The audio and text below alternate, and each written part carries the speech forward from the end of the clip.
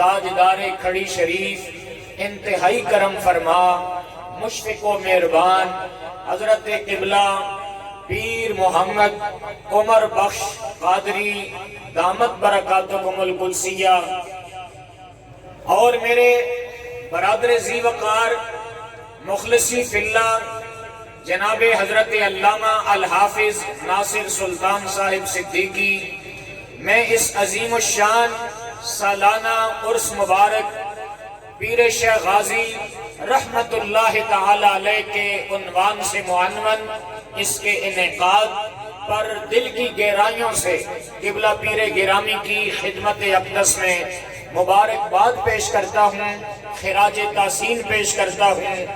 اللہ کریم اس پر آپ کو جزائے خیر بے پناہ اجر عظیم و کریم و جزیل اور بے پناہ عزتوں عظمتوں سے ہمکنار فرمائے۔ آخری لمحات ہیں، مختصر مجھے یاد آ گیا، آج جان نشین حضور شیخ العالم قبلہ علامہ الحاج پیر محمد نور العارفین صدیقی دامت برکاتہم العالیہ کی معیت میں ایک عرس مبارک میں حاضری ہوئی، تو میں نے آپ سے اجازت طلب کی، یہاں حاضری کا ذکر کیا تو بے ساختہ فرمایا کہ حضرت قبلہ پیر محمد عمر بخش قادری صاحب اور جناب علامہ حافظ ناصر سلطان صدیقی صاحب، ان دونوں شخصیات کے نام لے کر فرمایا کہ انہیں میری طرف سے سلام محبت پیش کر دینا۔ کھڑی شریف کی تاریخ میں ایک تاریخی درس مثنوی شریف کے عنوان سے معنون ایک محفل یہاں پر منعقد ہوئی تھی، وہ روح پرور مناظر تھے، اب تک وہ نظروں میں اور چشم تصور میں گردش کر رہے ہیں۔ اللہ کریم اس آستانے کو سدا بہار رکھے، اور میں بالکل اختصار کے ساتھ چند منٹس میں اپنی حاضری کو مکمل کر رہا ہوں۔ حکم کی بجا آوری ہے، ذرہ نوازی ہے، کرم نوازی کی انتہا ہے، ہم اس قابل نہیں۔ حضرات ہم کلمہ پڑھتے ہیں نا، جو ہمارا کلمہ طیبہ ہے، پہلا کلمہ، اسی سے ہی عقیدہ ختم نبوت کا علل اعلان اظہار ہو جاتا ہے۔ اللہ کے سوا کوئی معبود نہیں، محمد صلی اللہ علیہ وسلم اللہ کے رسول، بولیے تھے تو نہیں ہیں۔ کلمہ طیبہ کا ترجمہ بتا رہا ہے، ایک صاحب ایمان، کلمہ پڑھنے والا مسلمان، نبی علیہ السلام کا غلام، کلمہ طیبہ پڑھ کر اظہار کرتا ہے ہمارے آقا زندہ ہے، ہمارے آقا موجود ہے، ہمارے آقا حاضر و ناظر ہے، ہمارے آقا اب بھی اللہ کے نبی ہیں، اب بھی اللہ کے رسول ہیں، تھے نہیں اللہ کے رسول ہیں۔ بہت سارے عقائد جہاں مل رہے ہیں، وہاں یہ عقیدہ بھی روز روشن کی طرح عیاں ہے، نصیب ہو رہا ہے کہ ہمارے آقا تاجدار ختم نبوت، اللہ کریم نے ہدایت انسانیت کے لیے کم و بیش 1,24,000 انبیاء و مرسلین علیہ السلام مبعوث فرمائے ہیں۔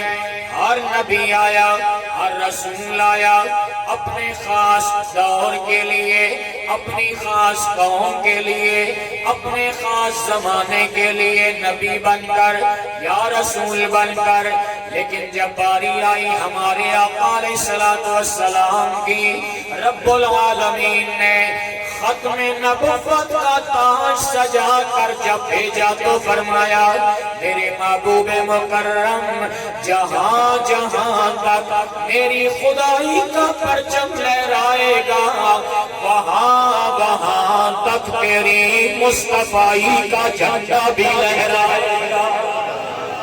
ہمارے آقا تاجدار ختم نبوت بن کے آئے ہیں، اللہ رب العالمین نے آپ کو آخری نبی بنایا، خاتم النبیین ہے، سچ فرمایا ایک عظیم عالم دین نے، ارے اللہ کے قرآن کی ایک آیہ کریمہ نہیں بلکہ ہر آیہ کریمہ ختم نبوت کا اعلان کر رہی ہے۔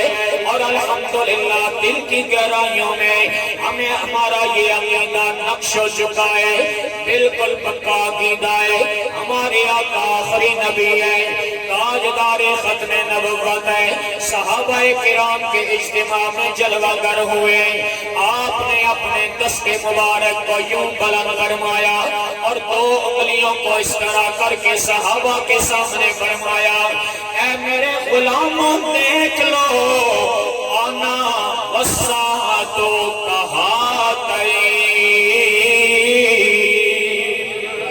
فرمایا میں اور قیامت ان دو انگلیوں کی طرح ہے، جس طرح تمہیں ان دو انگلیوں کے درمیان تیسری چیز نظر نہیں آ رہی ہے، اسی طرح اب میرے بعد قیامت ہی آ سکتی ہے، کوئی نیا نبی نہیں آ سکتا۔ اس لیے ہمارے آقا تاجدار ختم نبوت، بولو نا تاجدار ختم نبوت، اس عقیدے پر کوئی کمپرومائز نہیں، کوئی مصالحت نہیں ہونی چاہیے۔ ختم نبوت پر ہماری جان بھی قربان، ہمارا مال بھی قربان، ہماری جائیداد بھی قربان، ہماری اولاد بھی قربان، عزت رسول پر، ختم نبوت پر میرے شیخ کامل حضور شیخ العالم رحمت اللہ تعالیٰ علیہ برطانیہ کی سرزمین پر اور ایک پریزیڈنٹ بلکہ پرائم منسٹر ہاؤس کے سامنے کھڑے ہو کر آپ نے جب خطاب فرمایا، آپ نے فرمایا سن لو اے کفر کی دنیا، سن لو عزت رسول و ختم نبوت پر کوئی حرف آ جائے، ایمان والا ان پڑھ ہی کیوں نہ ہو بلکہ بالکل جاہل ان پڑھ ہی کیوں نہ ہو، ختم نبوت و ناموس رسالت پر اگر کوئی کسی کو مارے نہ مارے مرنے پر ضرور تیار ہو جاتا، اس لیے کہ ہم نے یہ گردن حضور کے لیے رکھی، ہمارے آقا ختم نبوت کے تاجدار ہیں۔ حضرات میں آخری پیرائے میں بڑی عجیب کیفیت ہے، لگتا ہے ان کی نگاہ کرم کا ہم نشانہ بنے ہوئے، بلا شبہ بنے ہوئے ہیں، اور یہ انتخاب ہوتا ہے، وقت نہیں ہے کہ میں طولانی شکل دوں، کنٹرول کر رہا ہوں۔ اللہ نے ہر نبی کو کمال بخشا، ہر رسول کو کمال بخشا، اور یاد رکھنا ان بریکٹ کہہ رہا ہوں کہ ہمارا یہ عقیدہ نہیں اور ہمارے عقیدے میں یہ جملہ شامل نہیں کہ باقی سارے نبی کم شانوں والے، یہ کم کا لفظ یوز نہیں کرنا، نبیوں کی بات ہے، باقی نبی کم شانوں والے، یہ جملہ بولنا بھی نہیں، سوچنا بھی نہیں ہے۔ سنی عاشق خیر الانام تیری بولی کیا ہے؟ تیری بولی یہ ہے ہر نبی شان والا ہے، ہر نبی عظمت والا ہے، ہر نبی کمال والا ہے۔ اعلیٰ حضرت عظیم البرکت بولتے ہیں بات یہ ہے سب سے اولا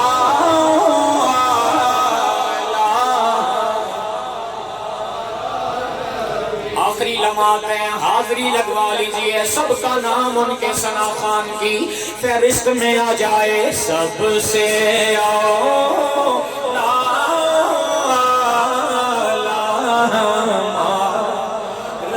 نبی، سب سے بالا والا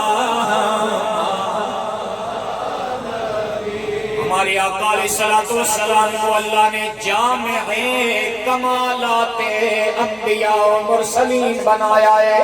اگر ایک جانب جناب موسیٰ علیہ السلام کو کلیم اللہ کی صورت میں دیکھتے ہو تو دوسری جانب میرے آقا کو حبیب اللہ کی صورت میں ملاحظہ فرما لیجئے، لیکن کلیم نے چلو جلوائے جاناں دیکھنے کی آرزو کی تو ارشاد فرمایا لن ترانی، اے موسیٰ تم اس تجلی کی تاب نہیں لا سکے گا، لیکن اپنے حبیب کو خود اپنے حریم قدس سے بلایا گیا اور فَكَانَ قَابَ قَوْسَيْنِ أَوْ أَدْنَىٰ کی رفتوں سے نوازا گیا۔ رب عالم نے تجھ کو بلایا وہاں جس جگہ پہ کسی کو بلایا نہیں۔ ایک جلوے نے موسیٰ کو بے خود کیا، نامکان پر بھی تو ڈگمگایا۔ یہ ہیں تاجدار ختم نبوت۔ اگر ایک جانب جناب حضرت یوسف علیہ السلام اپنے حسن و جمال میں باکمال نظر آتے ہیں تو دوسری جانب طلع البدر علینا کی عملی تفسیر نظر آ رہی ہے۔ اگر ایک جانب جناب یوسف علیہ السلام کے حسن و جمال پر زنان مصر اپنی انگلیاں کٹوا رہی ہے تو دوسری جانب ہمارے آقا کے نام پر سرداران عرب اپنی گردنیں کٹوا رہے۔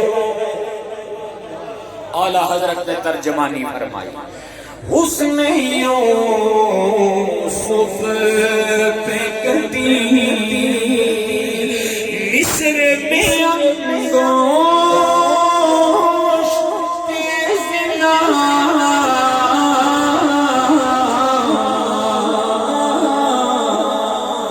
سر کٹاتے ہیں تیرے نام پہ مردان عرب۔